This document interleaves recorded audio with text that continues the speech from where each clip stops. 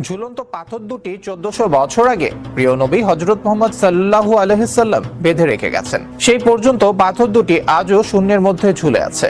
আসলে এর সত্যতা কতটুকু, এবার সেই অলৌকিক ঝুলন্ত পাথরের রহস্য বের করলেন বিশেষজ্ঞরা। মহান আল্লাহ রাব্বুল আলামিন মাত্র 6 দিনে আমাদের এই বিশ্বজগৎ সৃষ্টি করেছেন।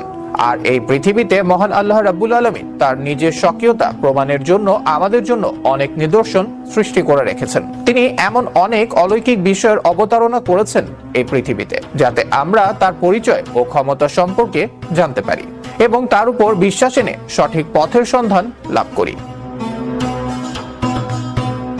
তিনি মানবজাতির মুক্তির জন্য পৃথিবীতে অনেক নবী ও রাসূল প্রেরণ করেছিলেন এবং তাদের প্রদান করেছিলেন অনেক অলৌকিক ক্ষমতা, যেমন মুসা আলাইহির লাঠি সাপে পরিণত হওয়া, সাগরের মাঝে রাস্তা তৈরি হওয়া, ইউনুস আলাইহির মাছের পেট থেকে মুক্তি পাওয়া, ঈসা আলাইহির ঊর্ধ্বগমন, মুহাম্মদ সাল্লাল্লাহু আলাইহি সাল্লামের হাতের ইশারায় চন্দ্র দ্বিখণ্ডিত হওয়া ইত্যাদি।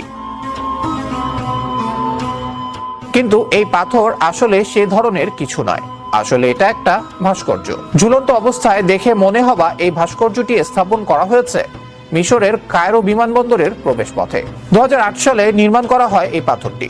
এর নির্মাতা ভাস্কর শাবান আব্বাস। ভাস্কর্যটির এভাবে অবস্থান করতে পারার কারণ, পাথরগুলো আসলে পাথর নয়, বরং পাতলা মাইল স্টিলের শীট, যার বাইরের দিকে পাথরের মতো রং করা হয়েছে। দড়িটি মূলত লোহার রড, যা নিচের পাথরের ভূমি সংলগ্ন অংশের ভেতর দিয়ে ভূমির সাথে দৃঢ়ভাবে যুক্ত করা, শুধুমাত্র মানুষের দৃষ্টিভ্রম বিনোদনের জন্য। আর এসব দেখেই আমরা মনে করি এটা মহান আল্লাহ পাকের মুজিজা বা রাসূল সাল্লাল্লাহু আলাইহি সাল্লামকে দেয়া আশ্চর্য ক্ষমতা। আর আমাদের এই মনে করা দেখে বিধর্মীরা আমাদেরকে তুচ্ছ তাচ্ছিল্য করে থাকে। তাই আমাদের উচিত এই সমস্ত কুসংস্কার, অন্ধবিশ্বাস থেকে বেরিয়ে এসে সঠিকভাবে ইসলামের সঠিক হুকুম আহকাম মেনে চলা। মহান আল্লাহ আমাদেরকে মহাগ্রন্থ আল কোরআনের সঠিক জ্ঞান দান করুন। রহস্যময় পাথরটিকে ঘিরে বিভিন্ন কথা শুনে কোনটা সঠিক এবং কোনটা মিথ্যা তা বলা মুশকিল। সত্য মিথ্যা কেবল সৃষ্টিকর্তা মহান আল্লাহ রাব্বুল আলামিন জানেন, যার সঠিক তথ্য আমরা কেউ জানি না।